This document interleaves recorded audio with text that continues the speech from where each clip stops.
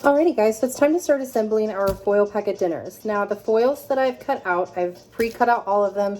They're about a 12 by 12 inch little square that we've got here. So to start with, to make sure that we've got an adequate space to work with, I start by making a little lip like this. Just kind of gives me like a little bit of a positioning. I kind of feel like I have a little bit better of an idea. So we're going to be just very lightly drizzling some olive oil on the bottom of each of these. Number one, that way our vegetables don't stick. Or if you didn't like vegetables, if you just wanted to do just the salmon and shrimp in a foil packet, you could do that, but you don't want it to stick. This is the olive oil I use. I get it at Publix. Organic Derratolessa organic extra virgin olive oil, and it's actually a really good price. This is 17 fluid ounces for $7.99, and it's a really good olive oil. I feel like it's got a really good flavor. It doesn't have like that almost fruity type flavor that some olive oils do.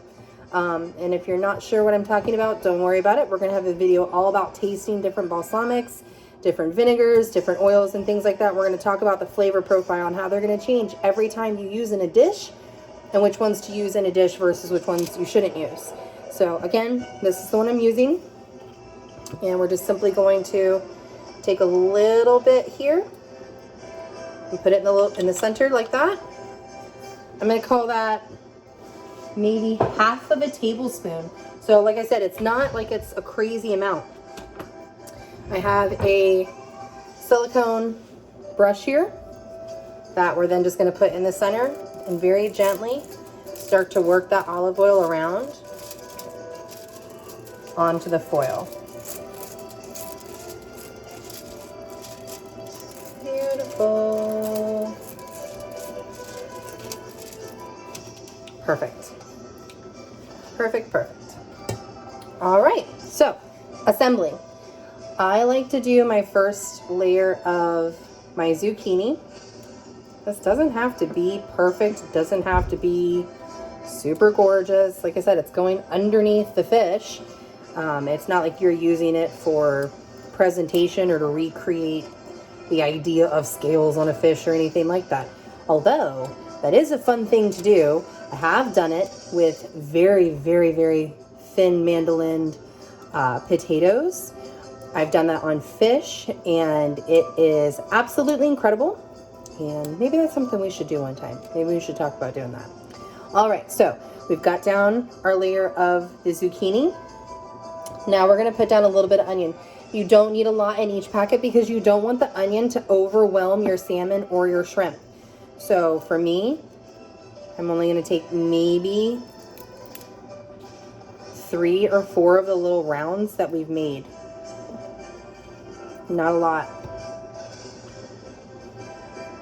Perfect. Now, I have Himalayan pink sea salt in this grinder. I have cracked black pepper that I've put in this little cup here to make it easier. So what I'm going to do now is I'm going to put a little bit of pink Himalayan sea salt on the vegetables, a little bit of the black pepper. I also, in this container, have minced garlic. And so now we're just going to put a little bit. My guide is I put a little bit in each of the rounds. And that's kind of my guide as far as positioning of garlic. If you weren't using the vegetables, you could absolutely just put the sea salt, the black pepper, the minced garlic on the salmon itself. And then we're also going to follow it up with our brown sugar soy balsamic that we're going to put on the top. But let's not get too far ahead. So this one here, I'm going to use as mine. So I'm going to take the fillet that I made for myself. And now I'm going to place that on top of the zucchini and onions that I just did. This salmon is so impressive. I can't get over the color of this, y'all. I really like this. Okay, so now that we've put this on top, we can take some of our shrimp, and it's really up to you how much each person eats. I do not give shrimp to the twins yet. My husband is dying to let them try shrimp for me because they're about to be 3 next month. I'm like, well, I would rather wait until they can say, Mommy, my throat doesn't feel right, because I spent so long working in pediatrics and worrying about allergic reactions and dealing with allergic reactions that's just what I do. However, I did start giving the twins fish at about, I want to say 15 to 18 months old. And so I'm probably going to put maybe a dozen shrimp around my particular piece of salmon. There we go. Perfect. Okay, so now we are going to get ready to put our mixture over the top of this. All right, so now we are going to put our balsamic soy brown sugar glaze on the top of this, and then we're going to seal this packet up. So brown sugar, I'm probably going to use about a teaspoon. You don't want the sugar to overwhelm whatever else you put in here. For us tonight, it's shrimp. So what I do is I just use my little spoon here, and then I put it in my hand. And what I will do is I will then kind of press it onto the salmon. Not because brown sugar soy balsamic doesn't taste good on shrimp. It absolutely does. But this is one little packet. If I were doing something bigger in the oven, like if I were going to leave this whole, then I would definitely just kind of sprinkle it on and just be kind of generous with it. But because each one of these packets is done, you don't want to have more brown sugar in one than the other. So just kind of use your measurements for now. That's an important thing. All right, so now we are going to put our soy sauce on and our balsamic glaze. So soy sauce, I use the low sodium soy sauce, because the less salt the better. You already have salt and pepper on your zucchini, so I try to minimize salt when you're doing something like this. You don't want to end up having too much in a dish. So this, I'm just going to very gently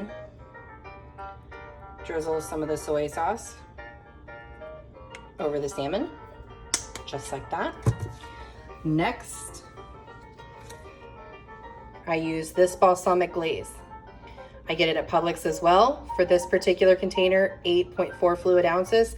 I think it was like $5.99 or $6.99, something like that. Not crazy expensive. And this bottle, I usually get 5 or 6 different recipes out of this. You don't need a lot of balsamic glaze. You really don't. In another video, we will make our own at home, but I do like to have this on hand. I would love to sit here and tell you guys that I make absolutely everything from scratch, but let's get real with this. I work full time. I have 6 children. That doesn't happen all the time. So there is absolutely no shame in my game with using some of the stuff that is store-bought, canned vegetables, chicken or beef stock or broth that is from a store. Do not even worry about it. So now we're just going to simply drizzle this balsamic glaze onto our salmon fillet. Look at that, y'all. So now, because I love, you guys know me, you know I love black pepper, I'm going to just simply take a little pinch of my black pepper. And that is it. And now we are going to seal our packet and make the rest of them. All right, so sealing your foil packet. You're gonna treat this like you would a Christmas present. So, first thing we're gonna do, we're gonna come over this side. Okay. Now we're going to fold over the edges.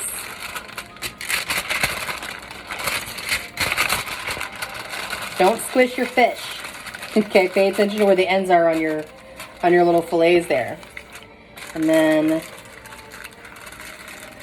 we fold over this side. Now we have our beautiful little foil packets. Now, if you're going to do this in the oven, I'm going to tell you to get out your cookie sheet. Put these on a cookie sheet just in case you got any sort of leakage of fluid as far as from the fish or from the soy or from the balsamic glaze or anything like that. The shrimp maybe even. Go ahead and put these on a sheet tray or a cookie sheet, however you want to call it. Put them in the oven at 350 degrees for about 20 minutes, and they're gonna come out absolutely perfect. But make sure that your oven is completely up to temperature. Otherwise, if you put them in a cold oven and you let them cook while coming up to temperature, you're gonna add about 7 to 8 minutes onto that cooking time. So just be aware of that.